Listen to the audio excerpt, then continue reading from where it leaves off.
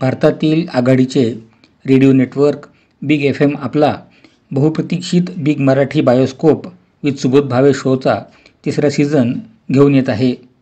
27 जानेवारीपासून शनिवार रविवारी प्रसारित होणाऱ्या या कार्यक्रमामध्ये मराठी चित्रपटातील मनोरंजक किस्से आणि नॉस्टॅल्जिक प्रवास उलगडण्याचे काम केले जात असते.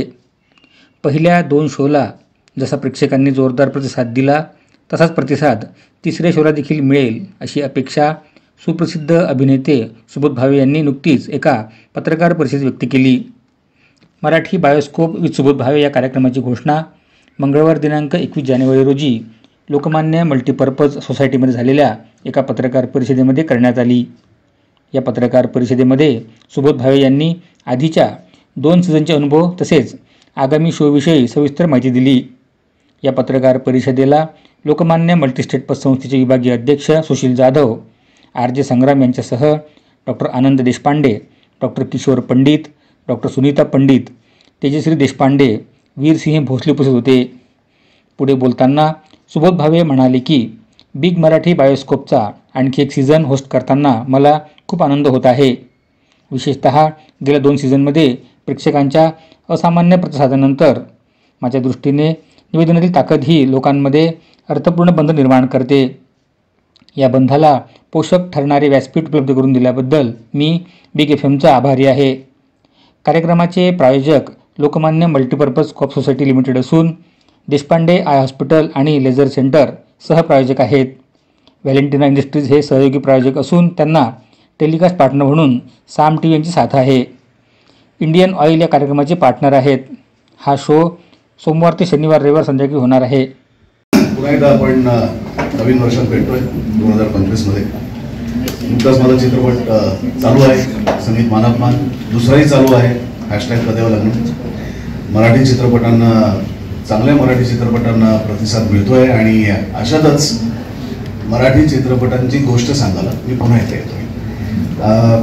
ह्या कार्यक्रमाशी, ह्या विचारांशी मी जोडला जाण्याचं एकमेव कारण की माझ्या भाषेतला चित्रपटावर प्रेम नाही का, तर चित्रपट आपल्याला आता कुठल्याही भाषेतला चालतो. आपलं सगळ्यांचंच चित्रपटांवरती प्रेम असतं, पण तो आपल्या भाषेतला असेल तर आपलं त्याच्यावरती जरा जास्त प्रेम असतं.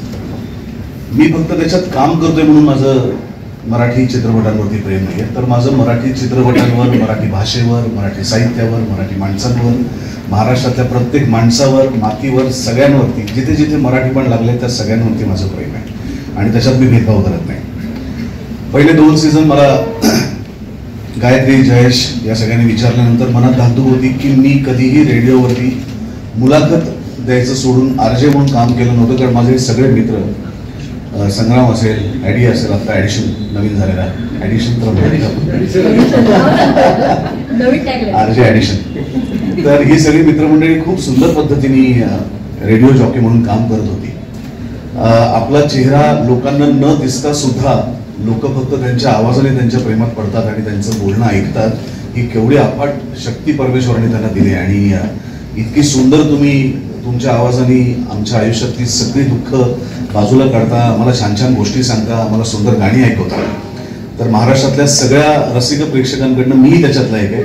आमच्या सगळ्यांकडनं तुमचे आभार की इतके छान कार्यक्रम तुम्ही घेऊन येता आणि आमच्याकडे तो रेडिओ सतत चालू असतो. तुमचे आवाज ऐकण्यासाठी लोक तुमची वेळ कधी आहे ते बघून तुमची वाट बघत असतात. इतकं तुम्ही तुमच्या आवाजाने, तुमच्या कर्तृत्वाने कमावलंय. ह्यांच्या पंक्तीत मला जाऊन बसायचं नव्हतं, कारण ते रूढार्थाने प्रोफेशनल RJ आहेत आणि मी नाही. मी इथे आहे कारण मला मराठी चित्रपटांची गोष्ट सांगायची म्हणून मी इथे आहे. पहिल्या 2 सीझनमध्ये आम्ही मराठी चित्रपटाच्या पडद्यावरचे, पडद्यामागचे अनेक किस्से, कहाण्या लोकांपर्यंत सांगितल्या. आता ह्या सीझनमध्ये विशेष काय, तर या सीझनमध्ये विशेष आहे ती म्हणजे हा सीझन जोड्यांवरती आधारित आहे.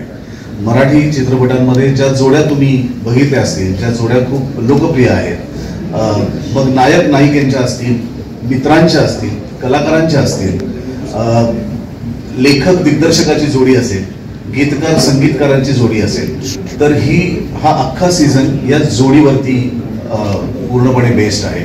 आणि या जोड्यांच्या पाठीमागच्या, त्यांनी जे काही काम केलं त्याच्या पाठीमागच्या किस्से, कहाण्या तुम्हाला सगळे ऐकायला मिळणार आहेत.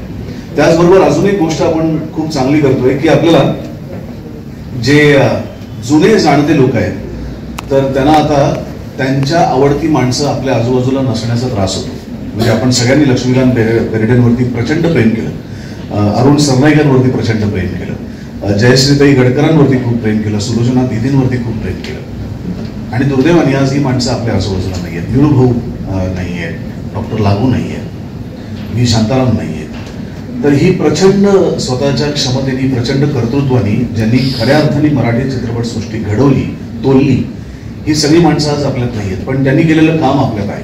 तर अनेकांना असं वाटतं की मला त्यांना काहीतरी सांगायचं आहे पण मी सांगू शकत नाही, किंवा आज काम करत असलेल्या माणसांपर्यंत माझा काहीतरी निरोप पोचवायचा आहे पण मी पोचू शकत नाही. कारण सोशल मीडियावरती इतकं विचित्र प्रकारचं काय काय काय काय गोष्टी चालू असतात की त्याच्यात खरोखर प्रामाणिक एक मत, एक प्रामाणिक विचार, एक प्रामाणिक पत्र तुम्ही पोचू शकत नाही. ती संधी या सीझनमध्ये आपण आपल्या प्रेक्षकांना देतोय की तुम्ही तुमच्या आवडत्या कलाकाराला, संगीतकाराला, गीतकाराला, जो मराठी चित्रपटाचा घटक आहे, तर कोणालाही जे तुम्हाला हवं ते पत्र तुम्ही पाठवू शकता. ज्या पत्राचं वाचनही आपण आपल्या या सीझनमध्ये करणार आहोत.